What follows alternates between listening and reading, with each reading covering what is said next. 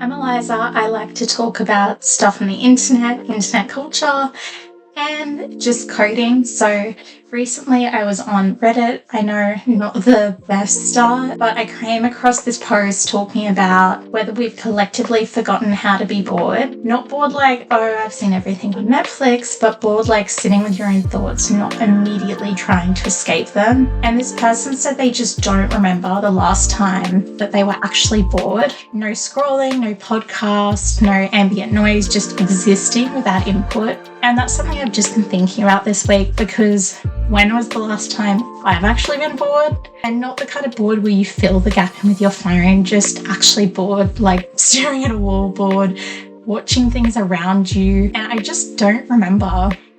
And I find that just slightly alarming, in all honesty. So I just tried something really small. When I walk places, I now leave my phone in my bag. I've only done it 4 times. Baby steps.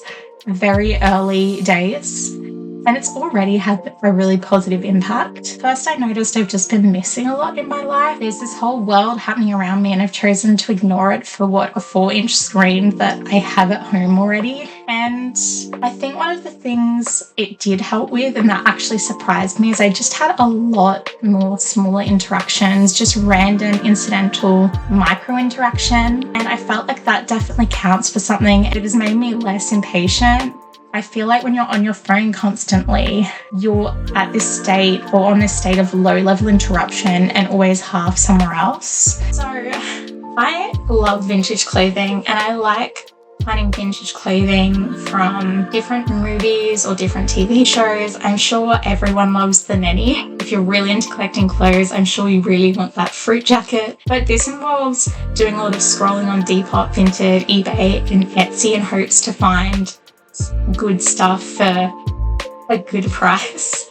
And for a while I just couldn't tell the difference between scrolling on Vinted because I was enjoying it and scrolling because my thumb needed something to do, and it just all felt the same. One of those things was feeding an interest, and one of those things was just using the internet as a cover story for just a compulsion. And the thing that changed was really simple. I just set a specific time in a day to do that, and I didn't use a timer, I didn't use an app blocker.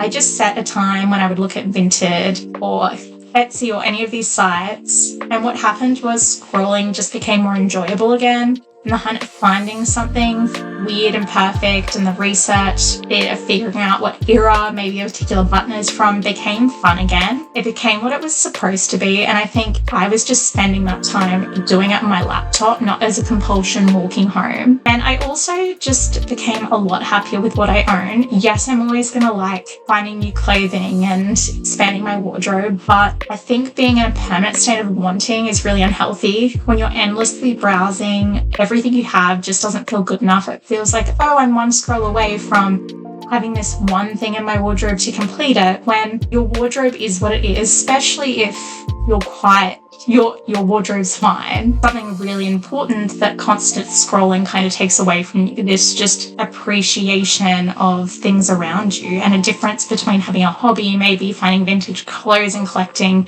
and the difference between having just a compulsion. So I think one interesting thing to note is that no phone events have become popular. I don't think it's an evenly distributed thing. I think you just find little movements popping up here and there, or examples of events. I mean, take February 2024, Mary-Kate and Ashley banned phones at the Rose Fashion Week shows. Guests were asked not to capture anything and were handed notepads and pencils instead. I think in an industry that runs off an algorithm, every look is being filmed before the model can even turn around. This is pretty radical. It does make sense for the Olsens. I mean, they have no social media, barely any interviews. Ashley had a whole pregnancy no one knew about. This seems to just be saying some experiences are just allowed to exist. Not everything needs to be seen to be real. I find that quite moving. Also, it is a very easy stance to have when your brand's entire identity is built on being expensive and inaccessible. I mean, if exclusivity is tied to your product, phone bans are really on brand. When you're being perceived, you can kind of afford to just stop performing. Another thing that's kind of adjacent to this is the offline club. They do events across Europe and people don't use their phones at events and just talk to each other without the safety net of a phone. I know I do that, so it does make sense. The London branch did do something where they got a whole lot of people together and people watched the sunset on Primrose Hill without holding their phones. Which respect. Also, I think it's really interesting as a society we've come to the point where we're having these specialized events or events to ensure that we don't have phone use. I think that our phones have almost become latched onto us that, yeah, we could put it away and put it in a drawer, but we're not going to do that. It takes real effort and thought, and maybe going to events like this. I think that being offline has kind of become a class marker in some respects. I mean, think about who can actually afford this. It requires, depending on how much you want to be offline, I think the more you can be offline is a certain type of luxury because you don't need to be online. Someone with kids that maybe isn't super wealthy and they need to be on their phone. What if they miss a text from the school or something like that? Also, if you're a part of the gig economy, you constantly need to be online to check if, a new job has popped up. So I don't think people's phone is the enemy, but I do think that some people are able to distance themselves from their phone more than others. So I think when we talk about a digital detox as self-care and this sophisticated choice, we're mostly talking about people who have enough stability to afford this experiment, depending on how much you want to remove it from your life.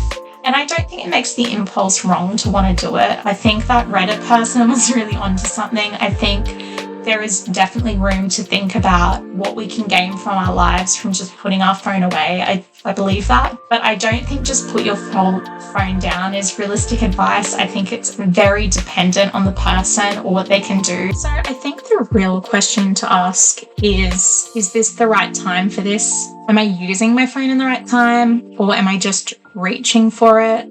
Giving my Vinted browsing a specific slot didn't reduce how much I love vintage. It just gave the love room to actually be love instead of just noise or something I reached to as a compulsion. And leaving my phone in my bag on walks home didn't make me a different person. It just made me slightly more the person I already was when I wasn't looking at my screen. Someone who notices things, talks to strangers, is capable of being somewhere without needing to document it or escape it, which is small, but I think small is actually how it works. It's not a dramatic gesture. It's just this private, undramatic decision made at a point where you'd normally reach for your phone, and then you see what there is instead. And what there is instead is like and subscribe, please.